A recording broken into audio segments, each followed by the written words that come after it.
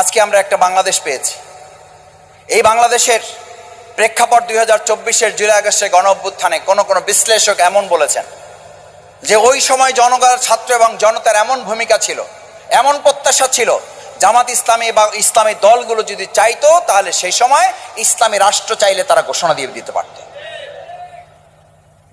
চাইলে ইসলামী রাষ্ট্র ঘোষণা দিয়ে দিতে পারত। আর সেখানে তো আমরা আমাদের এটি মাযহাবের মুক্তির জন্য একটা মিছিল করি নাই।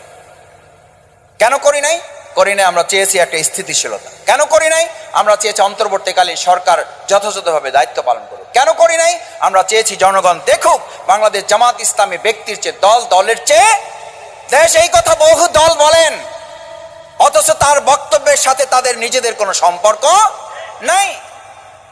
তাদের উল্টে বলা উচিত, দলের চেয়ে দেশের চেয়ে দল বড়, দলের চেয়ে তাদের কাছে ব্যক্তি বড়। এই ব্যক্তি বড় বলেই তারা বলেন আমরা যত বড় দল তত অপকর্ম আমাদের বড়।